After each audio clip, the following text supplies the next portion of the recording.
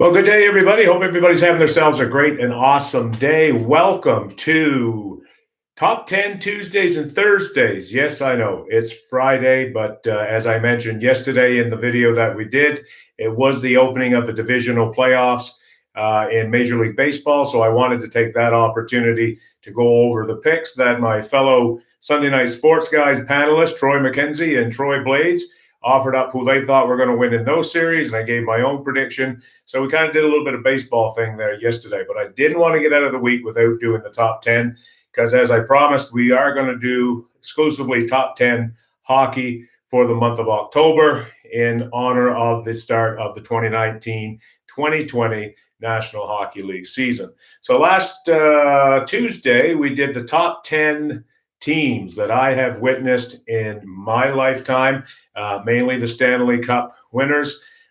Just kind of listed the ones and where I thought they kind of held their place in the top 10. So today we're going to kind of move on. And I know some people might think, well, you start with the goaltenders and move out. Well, I'm a little biased towards goaltending. Played a little bit of goal back years ago, not a lot. Don't get me wrong. Couple of games, maybe half a dozen games in high school. Played a few in minor hockey and stuff like that, but I always loved the goaltending position. And so being a little bit biased, I'm going to leave that till one of the last positions that I do in terms of positions on the ice. So we're going to start today with the top 10 defensemen, NHL defensemen that I have seen. So what that means is Bobby Orr is not in this conversation. Without no doubt, nobody argues the point that Bobby Orr was the greatest defenseman to ever play the game of hockey. He is one of very few athletes in all of sport to transform a game from what it once was to what it is now today. The effects of Bobby Orr's career has just been riveting throughout the whole NHL in the course of its history from the late 60s when he kind of came onto the scene, mid-60s, late 60s, when he came onto the scene. And though he only played for 10 short years due to a lot of knee problems, we all know the story with Bobby if we followed NHL hockey at all. The numbers that he put up in 10 years was staggering. You know, I think the comparison with Orr could be made to, Ted Williams as a baseball player. How great would Ted Williams' numbers have been had he got to play in the 5 best years of his life? Remember, Ted Williams gave 5 years of his life to his country and flew in the Korean War. Well, Bobby Orr didn't quite do that, but Bobby Orr had sustained pretty bad injuries to the point that he had to get out of the game. And of course, back then they didn't have the medical technology that they have today in order to save his legs, his knees. Makes you wonder if Bobby had stayed healthier, if he would have had 5 more years, what kind of numbers would he have tacked on to one of the most awesome careers of any athlete? So we're leaving Bobby out of it. Quite honestly, I never really got to see Orr. He retired in 76, I believe it was. And that was shortly after the Canada Cup in 76, in which he just, he wasn't 100, he was far from 100% in that, but he won the most valuable player in the 1976 Canada Cup.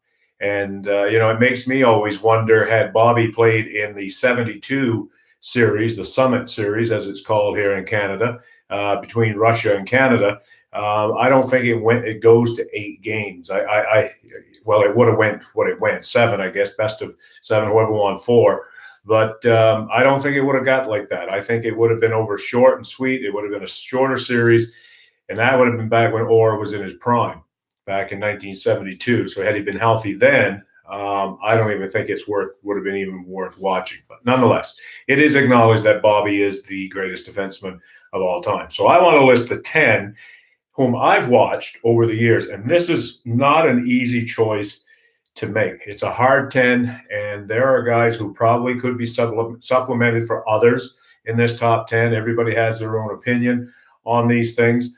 I didn't go strictly just off of goal score, like the top point, although many of the top point getters are in this. I kind of looked at a couple of other elements, toughness, that physical presence, having the ability to change a game because of it, are a few of the guys that are in this list that I have for top 10. So let's get to it for my top 10 defensemen that I've watched. At number 10 is a bit of a quiet guy. Whoop, would help turn the pen around now, wouldn't it? Is Larry Murphy. Now, Larry Murphy, 4-time Stanley Cup champion with Pittsburgh and Detroit, winning 2 cups each there. Also a member of the Los Angeles Kings, the Washington Capitals. I think he also played for the Toronto Maple Leafs. And Larry was 4th all-time. It's the 4th all-time leading scoring defenseman. And that's an amazing career. Very quiet. Like, he just went about doing business, right? Very quiet guy.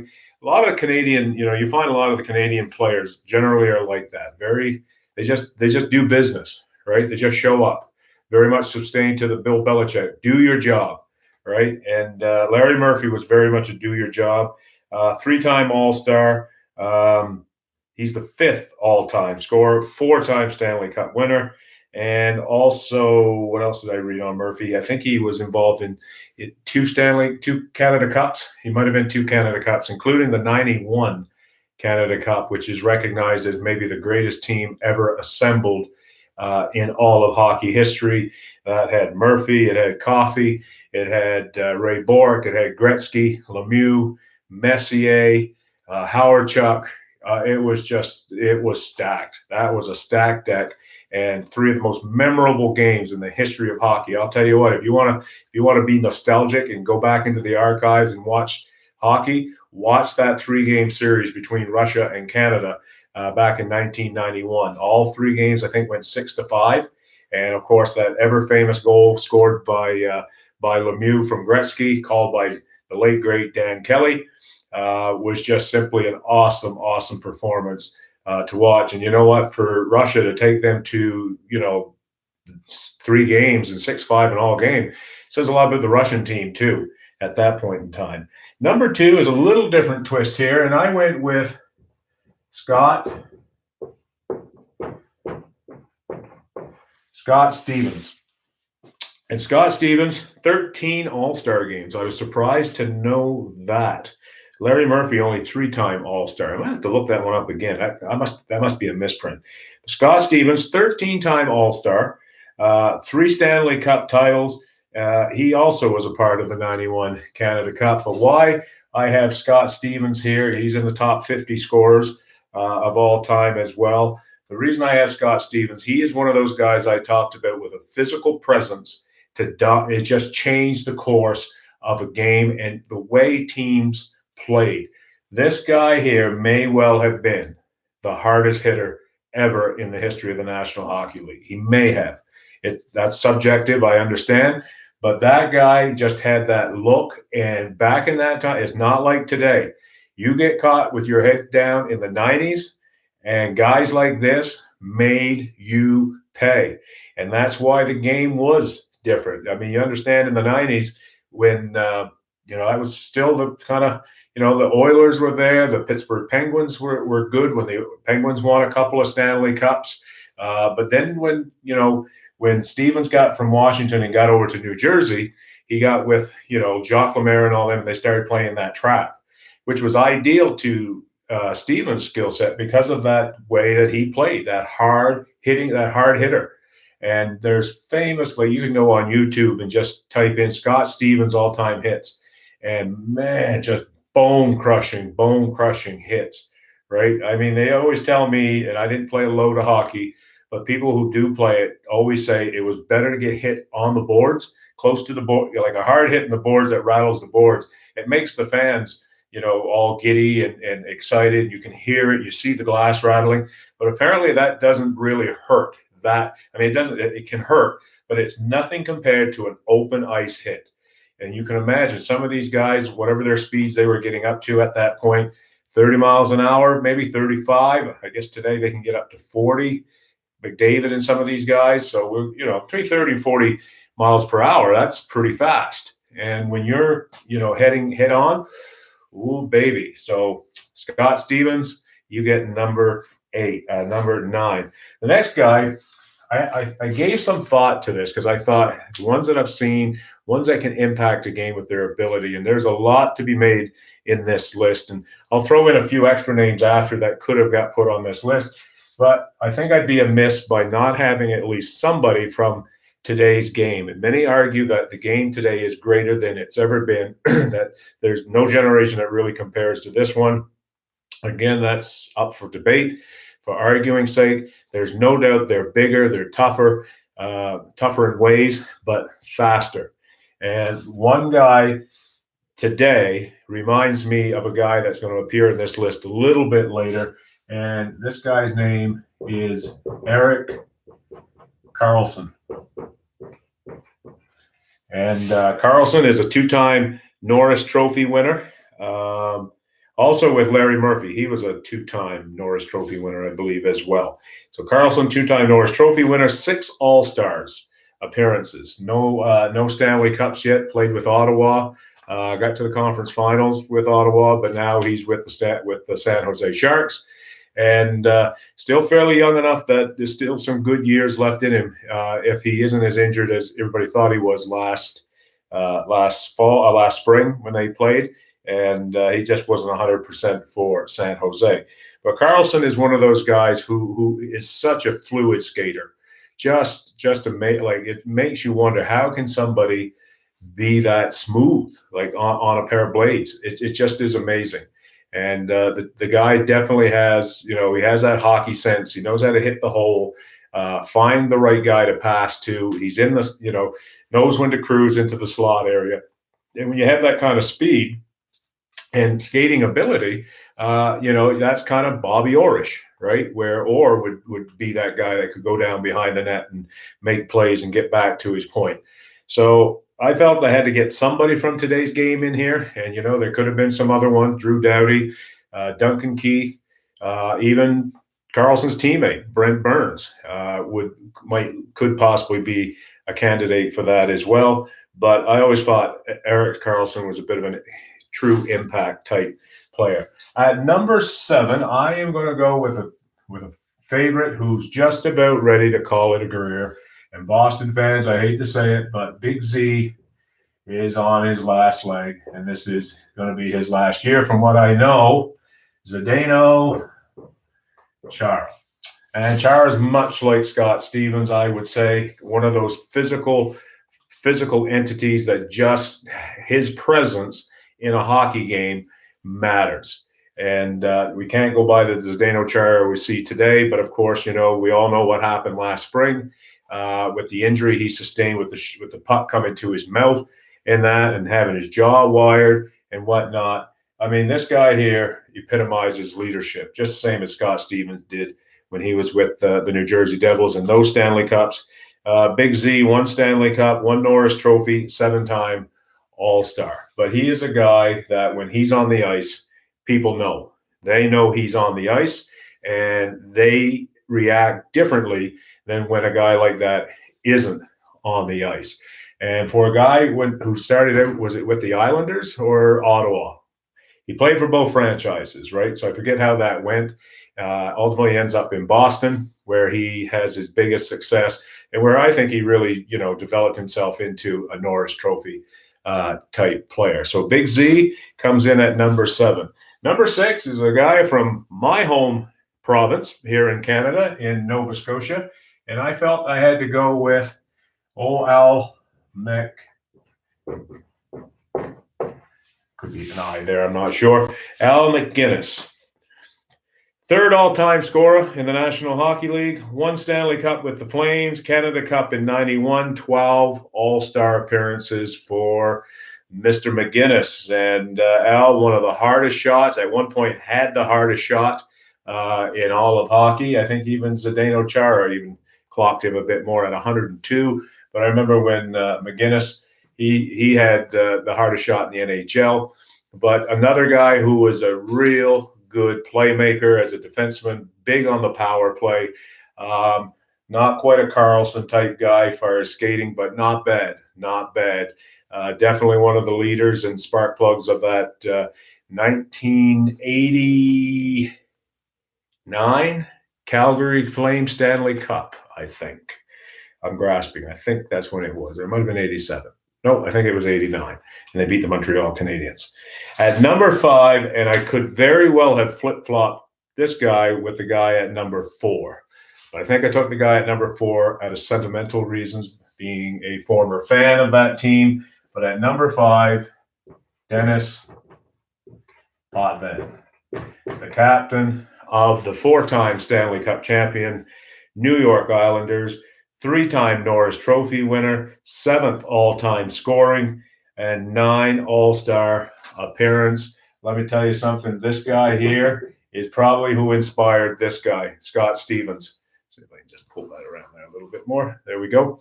And Potvin was just amazing. He was quite the defenseman. Obviously, the heart and soul of the Stanley Cup champion Islanders during their 4-year run that they had. Went to 5 Stanley Cups, and if you remember, they lost the 5th time to the new upcoming dynasty at that time in the 80s, the Edmonton Oilers. And but like I said, Potvin was tough as nails, gritty, hard. He just laid lumber to you when you got in front of the net. But he was very good offensively, and quarterbacked the power play for the New York Islanders in that time. And he had it all. He was a good skater. He wasn't the top skater in the league, but he could skate at that point in time. So Denis Potvin gets here. Now the other guy that could have been flopped with him is the Big Bird, Larry Robinson. And Robinson, again, kind of like Scott Stevens, Chara, he was a fairly tall man in his day, bigger guy. And it was often said that when polled in the National Hockey League at that time, many felt Larry Robinson was the strongest player as far as brute, like just plain brute strength, just like an ox sort of thing. It was often said about Robinson, he was the least guy anybody wanted to fight, and that included Dave Schultz, Terry O'Reilly, Dave Tiger Williams. All those guys had the utmost respect for Robinson. When you got in there, Ken Dryden, you were very careful. You left him alone when number 19 was on the ice. And Larry, 6 Stanley Cups, 10 All-Stars. He is the 9th all-time scorer. He was on the 1976 Canada Cup team as well, along with Bobby Orr. So, quite a career for Larry Robinson. And as I said, an argument could be made to flip-flop these two. I would fully understand it and probably wouldn't have no problem with Potvin sliding in at number 4. Number 3, and here's where it gets really it can be. These next 3 can really be touted around. I guess it depends on who you're a fan of. I wasn't a fan of none of these teams, to be honest with you, of these players, but I appreciated them as players, right? I appreciated them in their ability. And with number 3, I'm going to go with Nicklas Lidstrom. Lidstrom became captain of the Detroit Red Wings, part of that 4-time Stanley Cup Red Wing team in the 1990s and early 2000s. 6th all-time leading scorer amongst defensemen, 11 All-Star games, and an Olympic gold medalist. He was pretty complete. Nick Lidstrom had quite the career with the Red Wings. What can you say? Definitely, part of the heart and soul of those great Red Wing teams, along with Stevie Y. And he was just fun to watch. He just that gifted, had the hockey instinct, right? And there definitely can be an argument for him maybe even being the number 1 guy on this list. Number 2, and I kind of went back and forth between this guy and the next guy, but after really getting into the numbers and the crunch and stuff, I had to go with Paul Coffey. Paul Coffey, what would we say about Paul Coffey? 4 Stanley Cups, 4-time Stanley Cup champion, 2nd all-time in scoring, 3 Canada Cups, and 14 All-Star appearances. To me, the greatest skating defenseman of all time. He might even be the greatest skater, though I would say Erik Carlson is probably close to his league. Those two there, probably the most silkiest, smoothing skaters I have ever watched. Even, what's his name today? Connor McDavid. I mean, you can't take nothing away from him as a forward. Super, super fast. But I don't know. I don't know. He seemed like he does that with the stick thing, and I know that's part of today's game. But this guy and this guy, oh man, if you like watching like skating, if you love players that are good skaters, and which you probably have to if you're going to enjoy today's game. But these two guys here, but this guy here, he was the smoothest of the smooth. Just a pleasure to watch. You know, a lot of people say, well, Coffey would have had the career with, you know, he played with Lemieux, he played with Gretzky, with them great teams. He's played with two of the greatest players of all, recognized as two of the greatest of all time. Well, that's not his fault. I mean, I take it as, you know, for Coffey, you give credit to Coffey that he sculpted out the career that he did, playing with such great players, right? Sometimes, you know, people play with great players and they kind of think, you know what, we'll let them carry the load. But no, this guy, he wanted to be the best of his era.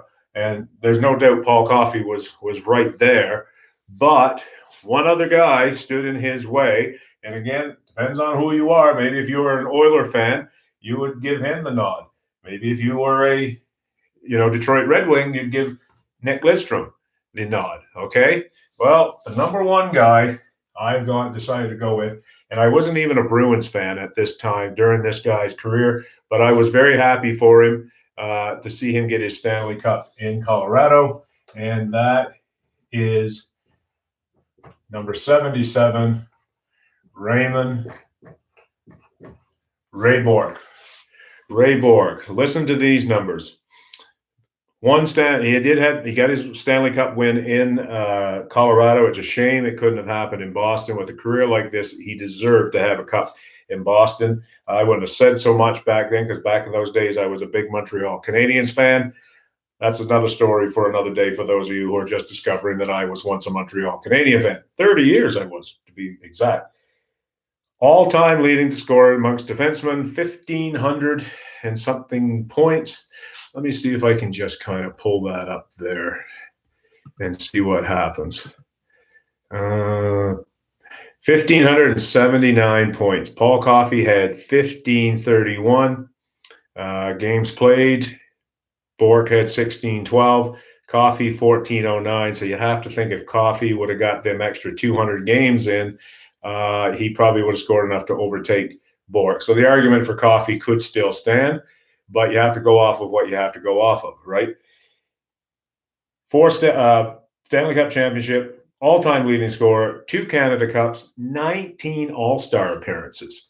So, I mean, that speaks very highly of what the fans thought of him, of what his peers thought about him, what fellow coaches who play into the decision-making of these All-Star teams. Ray Bourque, you know, what can you say? Class individual. He'll forever be remembered for the sweater retirement for Phil Esposito in the old Boston Garden, in which Phil's number 7 was going to be retired. Ray Bourque also was wearing number 7 at the time and had pretty well filled himself in there. Was starting to make quite a career for himself, Ray was. But just as a class guy that Ray is, he went ahead and pulled the number 7 off, and it showed 77. And that meant that never again will anybody wear the number 7 in the Boston Bruin colors. So anyway, folks, there it is. That's my top 10. Some other guys that kind of came to mind, if you recall back in those days, possibly Brad Park, who was with the New York Rangers, Boston Bruins. Phil Housley, I think he's 3rd or 4th all time. The all-time scoring American defenseman. Another American defenseman, 2 of them actually, Chris Chelios, Brian Leach. Those guys were worthy to be perhaps on this list. If you're looking at today, Brent Burns, teammate of Erik Carlson, there's an argument to be made there for him. Drew Doughty, Duncan Keith, we've already mentioned those guys. Who else was there? I just want to take a quick peek at my list back here. Gary Suter, 844 points. the Russian guy, Sergei Gonchar. There was one guy that did play in the NHL later in his career. Let's see, Doug Pronger, Doug Mones from 1933. Clearly, I wouldn't have seen that guy for sure. Who else was there? Could say Dan Boyle, Kimmo Timonen, possibly, Rob Ramage. But one guy that I did recall seeing was Vladislav Fetisov of the Soviet Red Army. And for the longest while, as we know, Soviet players weren't allowed to come over here, couldn't be drafted, couldn't be signed by any NHL teams because of the agreement they had, with the International Ice Federation. Russian players stayed in Russia, participated in the Russian army, and all that kind of stuff. Vladislav Fetisov, he was the Bobby Orr of Russian hockey in his time. And there really has never been a defenseman quite like him since. Gonchar, I suppose, makes a bit of an argument for it. But Fetisov, he played with some real great teams of Larionov. Who else was on that team? Igor Larionov. I even remember when he was playing briefly with Tretiak, and when Tretiak was goaltending and stuff like that. So a lot of people that could maybe get in on this list for sure. But those are my 10. Those are the ones that, based on what I've watched when did I start watching hockey? When I was 10? I think so. 10, 42 years of watching the game. And these are the 10 that I have to say have impacted me the most or caught my attention to watch and just enjoy play the game of hockey. Okay, everybody, have yourselves a great day. Friday, last day of the week, so it's coming up on the weekend. Get out there this weekend. Spend some time with your family, your friends. Make great memories, because that's what spending time together with those people is all about. And reminder that Tuesday night, we will be coming on again with the Sunday Night Sports Guys with Troy McKenzie and Troy Blades and myself. And we'll be discussing some things other than, we'll do the Week 5 NFL and our power rankings and all that good stuff. But we also want to talk a bit more on this whole thing that's going on in the States, where the NCAA is now getting pushed upon by different states in the United States. California, now Minnesota and Kentucky are looking to, make it legal that athletes can go out and make money for themselves while they're in college. So we'll talk a bit about that, see what the boys have to say.